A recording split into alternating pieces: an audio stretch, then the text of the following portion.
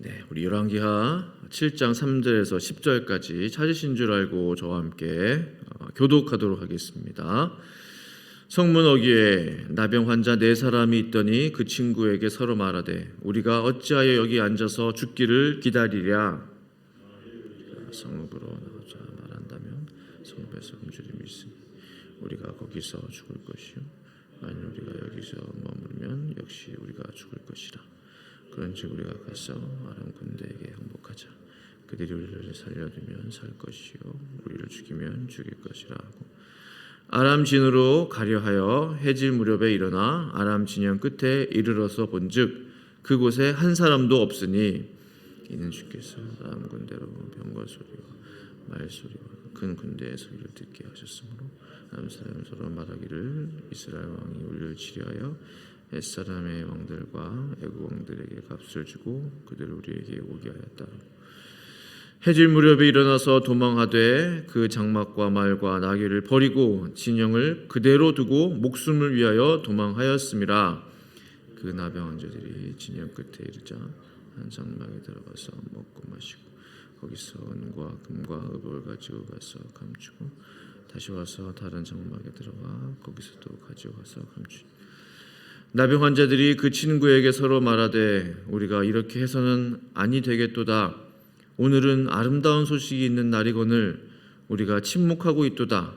만일 밝은 아침까지 기다리면 벌이 우리에게 미칠지니 이제 떠나 왕궁에 가서 알리자 하고 가서 성읍 문지기를 불러 그들에게 말하여 이르되 우리가 아람 진에 이르러서 보니 거기에 한 사람도 없고 사람의 소리도 없고 오직 말과 나귀만 매어 있고 장막들이 그대로 있더이다 하는지라. 아멘.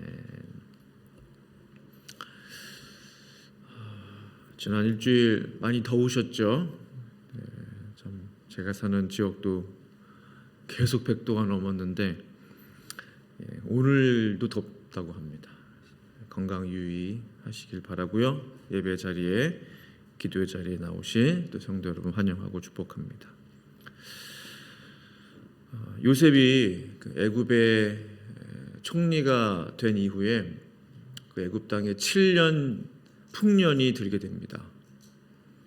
하나님께서 미리 알려주신 것이죠. 하나님의 마음에 감동된 사람의 영향력이라는 것은 이처럼 자신을 살릴 뿐 아니라 나라와 민족을 살릴 만한 그 엄청난 영향력이 있는 것들을 보게 됩니다. 또한 7년 흉년이 또 그 땅에 찾아오게 되었습니다. 요셉은 이미 7년 풍년, 7년 흉년이 올 것을 알고 있었기 때문에 그 모든 것들을 준비하고 대비할 수 있었습니다. 그러나 야곱과 그의 자손들은 전혀 그 사실을 알지 못했습니다. 참으로 아이러니한 것은 야곱이 사는 땅에 흉년이 들었으면 그 식량을 구하기 위해서 뭐라도 해야 될 텐데 야곱의 아들들은 아무것도 하지 않고 가만히 있었다라는 사실을 성경을 통해 알 수 있어요. 급기야 늙은 아비 야곱이 나서서 아들들에게 말하는 것입니다. 창세기 42장 1절에 너희는 어찌하여 서로 바라보고만 있느냐? 저 애굽에는 곡식이 있다고 하니 거기 가서 곡식을 사오라. 그러면 우리가 죽지 않고 살리라. 그렇습니다. 곡식이 없다면 곡식이 있는 땅으로 가서 곡식을 구해와야 하는 것입니다. 식량을 구할 방법을 찾아야 하는 것입니다. 즉 문제가 생기면 그 문제를 어떻게 극복할 수 있을지 우리가 할 수 있는 지혜를 그 방법을 모으고 찾아야 하는 것입니다. 탁상공론은 의미가 없습니다. 그 어떠한 능력도 발휘하지 못합니다. 실행에 옮길 수 있는 방법을 찾아 행함으로 나아가야 하는 것이죠. 오늘 본문을 보니까요, 북이스라엘 땅에 큰 흉년이 들었습니다. 북이스라엘의 수도격인 사마리아 성 안에도 먹을 것이 전혀 없었어요. 심지어 자기 자식을 삶아 먹을 정도로 정말 먹을 게 없었어요. 다 죽어가고 있습니다. 성 안에도 먹을 것이 없다면 성 밖에는 오죽하겠습니까? 성 밖에 있는 나병 환자 4사람, 그들이 서로에게 말합니다. 오늘 본문 말씀이죠. 성문 어귀에 나병 환자 4사람이 있더니 그 친구에게 서로 말하되 우리가 어찌하여 여기 앉아서 죽기를 기다리랴. 우리가 어찌 여기 앉아서 죽기만을 기다리고 있겠느냐. 맞는 말입니다. 가만히 앉아서 죽기를 기다리는 것은 아무런 도움이 되지 못합니다. 그럼 어떻게 할 것이냐? 이 4사람들이 서로의 지혜를 모읍니다. 4절에 만일 우리가 성읍으로 가고자 말한다면 성읍에는 굶주림이 있으니 우리가 거기서 죽을 것이요. 그렇죠. 만일 우리가 여기서 머물면 역시 여기서 죽을 것이라. 맞는 말입니다. 그런즉 우리가 가서 아람 군대에게 항복하자. 그들이 우리를 살려두면 살 것이요 우리를 죽이면 죽으리라. 그들의 말은 참으로 지혜로운 말이죠. 여기 있으면 100% 죽을 것이 뻔합니다. 성 안에 들어간들 누가 나병 환자들에게 먹을 것을 주겠습니까? 몸이 성한 사람도 죽어나가는 판에 가까이 하기를 멀리하는 그 사람들에게 누가 물 한 잔 주겠냐는 거죠. 그럼 어떻게 할 것이냐? 마지막 남은 방법, 아람 군대에 가서 항복하는 것입니다. 왜? 거기는 분명히 먹을 것이 있기 때문에. 적어도 마실 물과 먹을 빵이 있다. 그곳에는. 혹시 우리가 아람 군대에 가서 항복하면 누가 알아? 우리를 죽이지 않고 살려줄지. 성도 여러분, 이 아람 군대에 가서 항복하겠다라는 이 나병에 들린 4명의 이 사람들의 말이 어떻게 들리십니까? 가능성이 몇 %나 될 것 같아요? 100% 살려줄 것이다. 70%, 한 절반, 50대 50, 한 20% 되지 않을까? 마음속으로 숫자를 한번 떠올려 보세요. 저는 솔직히 10% 미만이라고 봅니다. 왜냐면요, 만약 이들이 군인들이었다면 뭐 군인들이니까 군사 정보도 기밀도 좀 빼낼 겸 포로로 잡아서 뭐 너희 군대 군인 수가 얼마나 되냐, 무기는 뭘 가지고 있냐, 말은 몇 마리나 있냐, 이런 거 저런 거 물어볼 수 있잖아요. 포로로 잡을 수 있습니다. 얼마 동안 살려줄 수 있겠죠. 만약 그들이 유능한 정치인이나 기술자였다면 망명시켜서 그 아람국에 도움이 될 수 있도록 그들을 이렇게 망명시킬 것입니다.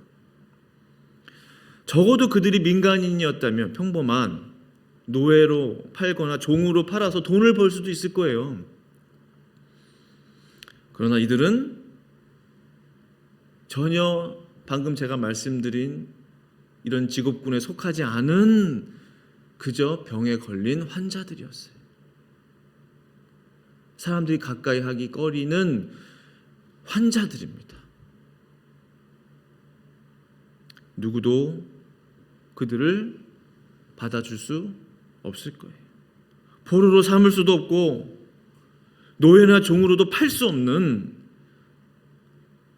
당시 시대적 상황으로 볼 때 살려둘 이유가 거의 없는 사람들입니다.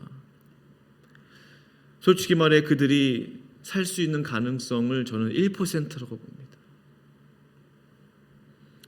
그런데 놀라운 사실은요, 이 하나님의 역사는 단 1%의 가능성만 있어도 얼마든지 가능하다는 거지. 이게 참으로 이해할 수 없는 것입니다. 이 사실이 참으로 저를 놀랍게 합니다. 이 나병 환자들에게 그러면 엄청난 믿음이 있었냐? 신앙의 사람들이었냐? 그렇지도 않아요. 하나님 이야기 나옵니까? 그냥 본인들 우리가 여기서 그냥 죽기를 기다리느니 항복이라도 하자. 믿음이 있었던 사람들이 아니에요. 인간적인 확신이 있었던 것도 아니에요. 혹시 우리를 살려두면 살고 죽이면 죽자. 반반이에요. 전혀 희망적이지 않아요. 용기를 가지고 담대하게 항복을 하러 자신만만하게 아람 군대가 있는 땅으로 간 것이 아니었습니다. 그러나 하나님께서는 자신 없고 용기 없는 그 작은 자들의 발걸음을 통하여 아람 군대로 하여금 큰 군대의 소리를 듣게 하셨다는 사실입니다. 이 4명의 사람들은 용기 없는 믿음의 발걸음인데 아람 군대는 무서운 군대의 발걸음으로 듣게 되었다. 설교 초반에 야곱 이야기 기억하시죠? 야곱의 땅에 7년 흉년 기간 동안에 아무것도 하지 않고 그들이 그냥 앉아 있었다면 그들은 모두 가뭄에 죽었을 것입니다. 야곱과 함께 했던 70여 명의 식구들이 다 아사했을 거예요. 그리고 하나님의 역사는 계속될 수 없었을 것입니다. 나병 환자들도 만약에 우리가 뭘 할 수 있냐? 우리는 환자잖아. 우린 정상적이지 않아. 그냥 죽자 라고 했다면 그들은 살 수 없었을 것이며 사마리아 성도 구원할 수 없었을 것입니다. 그러나 단 1%의 가능성을 가지고 출발했던 그들의 터덜터덜 걷는 그 발걸음을 통하여 그들이 살고 사마리아 성 전체를 구원하는 놀라운 구원의 역사가 그들을 통해 일어났다는 사실입니다. 단 1%의 가능성이었지만 성 전체를 구원하셨다는 것. 단 1%의 가능성이 무엇으로 바뀌었습니까? 9절 말씀에 나병 환자들이 그 친구에게 서로 말하되 우리가 이렇게 해서는 아니 되겠도다. 오늘은 아름다운 소식이 있는 날이거늘 우리가 침묵하고 있도다. 1%의 가능성이 아름다운 소식으로 바뀌는 순간입니다. 그들의 힘 빠진 걸음들이 아름다운 기쁨의 소식, 아름다운 구원의 소식, 아름다운 생명의 소식, 또 하나님의 역사는 아름답죠. 아름다운 하나님의 역사의 소식으로 완전히 뒤바뀌는 그런 놀라운 역사를 우리가 보고 있는 것입니다. 우리의 미래를 알 수 없습니다. 한치 앞을 내다볼 수 없는 것 같아요. 앞으로 어떤 일이 펼쳐질지, 어떻게 하나님이 역사하실지, 정말 내 삶을 통해 하나님이 일하실까? 정말 하나님이 우리를 통해 역사하실까? 하나님 정말 우리 교회를 통해서 영광 받으실까? 알 수 없습니다. 그러나 오늘 말씀을 통해서 알 수 있는 것은 단 1%의 가능성만 존재하더라도 그것이 하나님의 손에 붙들린다면 하나님은 못하시는 것이 없으신 놀라운 하나님의 구원의 역사는 반드시 일어나고야 마는 줄로 믿습니다. 내일 우리는 새벽교회 더블린 예배당 그 이전 예배를 드리게 돼요. 제 마음은요, 오늘 말씀 나눈 야곱과 그리고 이 4명의 나병 환자들의 마음과 동일하다, 그런 생각을 하게 됩니다. 가만히 앉아 있다면 아무런 일도 일어나지 않을 것입니다. 주님의 교회를 살리기 위해 방법을 찾고 실행에 옮겨야 하는 것입니다. 단 1%의 가능성이라도 있다면 끊임없이 전도하고 기도하고 또한 예배 모임을 시작하게 되는 것입니다. 나병 환자들의 고백처럼 그들이 우리를 살려두면 살 것이요 죽이면 죽으리라. 저는 이 나병 환자들의 말을 이렇게 바꾸고 싶어요. 하나님께서 우리를 살려주시면 살 것이요 우리를 죽이면 하나님의 손에 죽을 것입니다. 하나님께서 우리 교회에 하나님의 부흥을 주시면 부흥할 것이고 그렇지 않으면 아무런 일도 일어나지 않을 것입니다. 모든 것이 하나님의 손 안에 있다는 것을 고백해요.